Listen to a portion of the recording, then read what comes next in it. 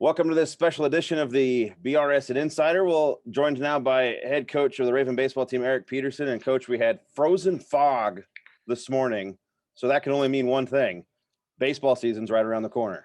Yeah, we're here. We're here. I took a picture. I live in Lawrence, and I took a picture of the fog on the way in and sent it to Coach Ortega. And I said, "Well, this could be fun. This is about right." So, it was snowing a little bit in Lawrence today, but sun's out in Atchison, and that's all we can ask for a day before we get going tomorrow. Well, obviously, the big change before we get into just a little bit about the preview of the season and such is that we have moved up the opening series. It was supposed to be a Friday, Saturday, Sunday set. Now it's going to be Wednesday, Thursday, Friday with your squads in action on Wednesday and Friday. It's got to be nice for a change to maybe make a change that to your schedule that's not COVID related. Yeah, it's refreshing, to be quite honest with you. And I'm sure all the admin and yourself and everybody included, when they got that email on Sunday night that they saw 55 on Wednesday, they were like, let's go do this. So I know our guys are pumped up and we're excited to get going. To be quite honest, it's been the longest winter of my life, and we're talking about a 12-month winter at this point. So we're ready to get back out and compete against somebody in a different jersey, and get this thing going, and not really worry about what could happen or what might happen, but just focus on playing on Wednesday. Well, and it goes without saying, and a lot of our teams and a lot of sports in general have kind of used this mantra this year of, when we take the field or the court, there are two opponents we're battling: the one that's in the other uniform, and then COVID, who's obviously the biggest opponent that we're dealing with right now. How have you and the program managed? Obviously, baseball is a little bit of a different sport where you can do a lot of things in small groups and still manage to get the work in that can make you a better team. But at the end of the day, you need to get everybody out there together so that communication's okay and things like that. But how have you guys been able to manage getting enough time in with Yeah. also balancing the fact that, hey, we just can't do some of the things that we're used to doing? Sure. Well, I got to pay our coaching staff and our players the ultimate compliment and being able to adjust. And then our administration, led by President Minnis and Charlie and yourself and Mike, for working so hard to allow us to be able to do the things we did this fall.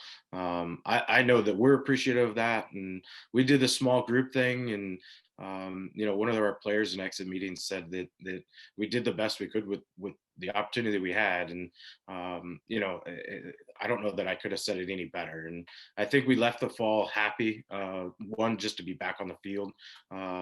It is nice to be a little bit older, where we can rely on some of those guys to go through their routines and be comfortable in the things that they're doing. And then when we got back, we actually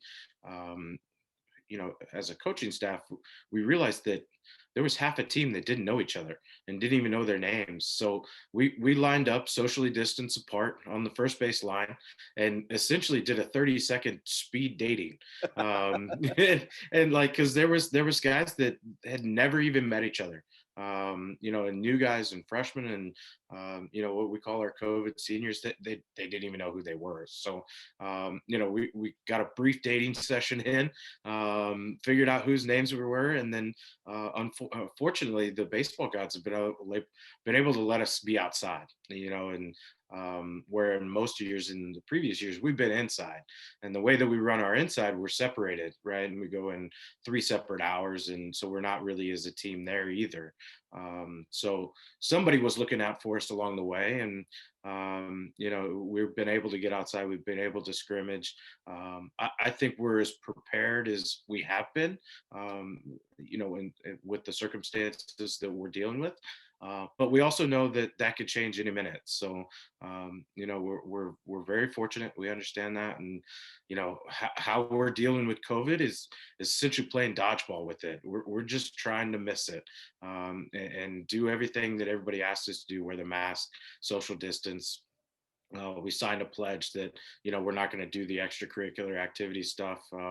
It's really a program and that's led by battalion leaders, and their leadership is going to take us as far as we can go. And I really like what they have done so far, and the direction that we are, and the leadership that they've shown, to get back to this point. So all said, I'm pleased. I'm happy. Let's put the ball in play and let's get after it tomorrow.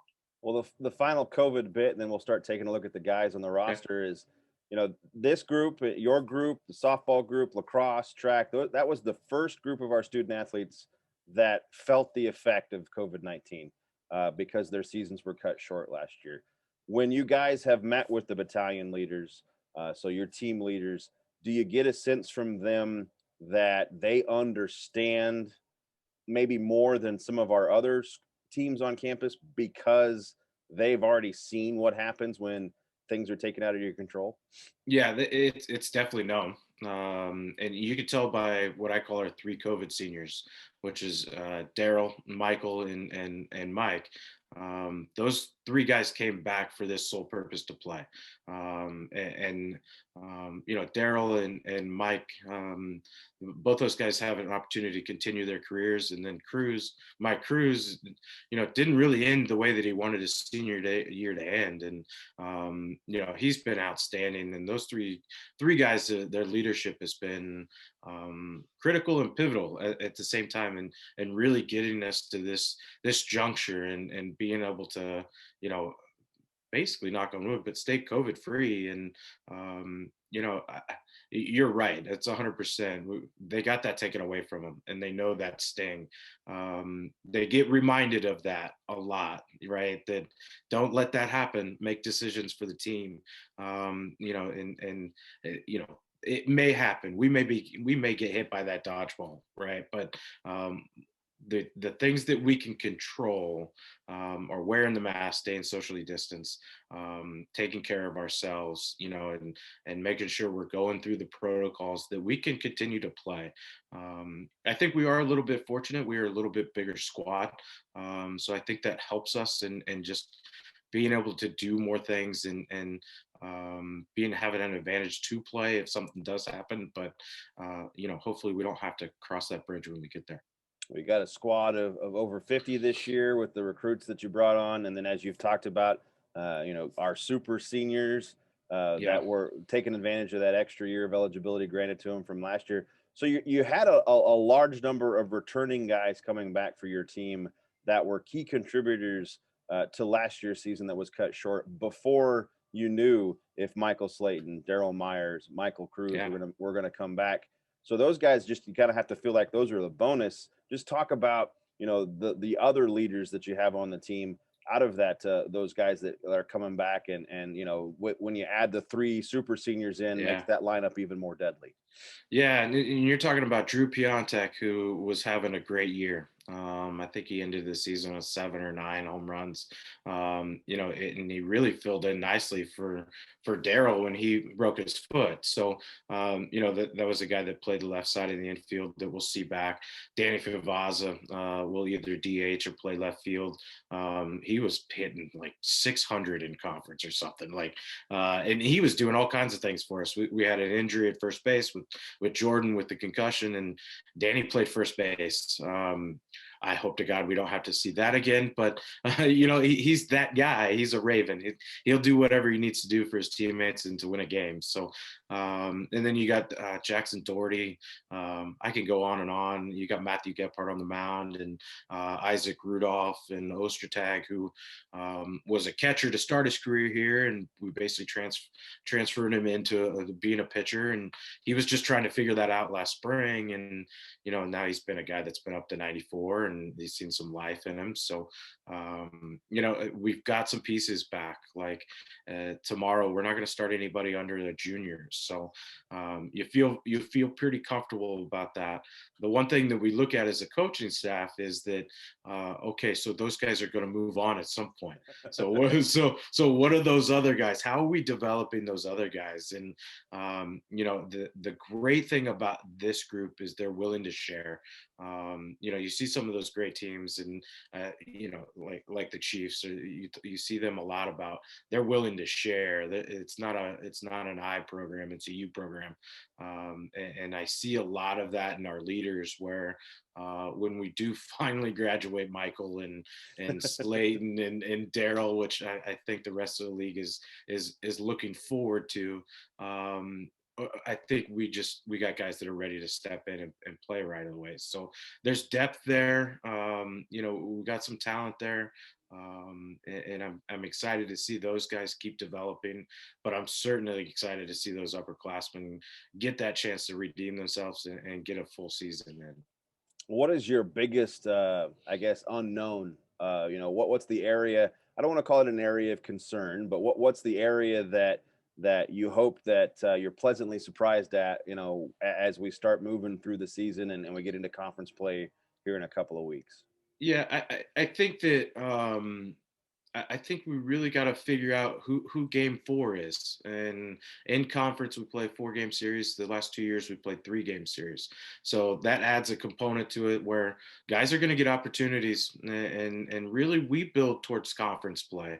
And we want to be going up the stairs to the conference tournament, and not tired and working our way down, right? So we got some developing to do. I think we're going to have some learning moments, as I like to call, but I think I like our 1, 2, and 3 on the mound. I think that they're give us a chance to win, right? And they may not be flashy. They're going to be funky and weird and do some unorthodox things, but I think that we have some young guys that will have some opportunity to show what they can do early, and really get that 4th spot. But I think we've got some old guys that aren't ready to give that up yet, and that's the nice thing about having non-conference play. I know some people aren't doing non-con, and I think that's going to hurt, right? And we're fortunate enough to be in a situation where we get to learn who we are on the mound. So to answer your question in a long-winded version, I think that we got to figure out who we are on the mound. There's certainly some questions that need to be answered there. I like where we are defensively. I think we know how to play at Olson Stadium, or Olson Island, like I like to call it. But I think we're always going to hit here. I think it's an offensive park. We recruit offensive and athletic kids.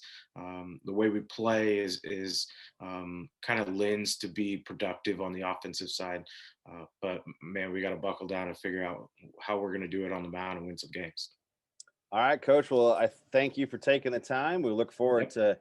to getting into the action tomorrow at noon, as we'll take on Bethany on Yep. Wednesday, and then Dort still there on Friday, Lord willing, weather willing, Yes. however you want to put it. We're just going to be happy to get out there and get back to a sense of normal with you guys out on Laughlin Field.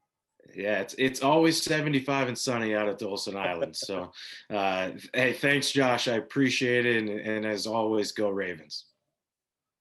All right.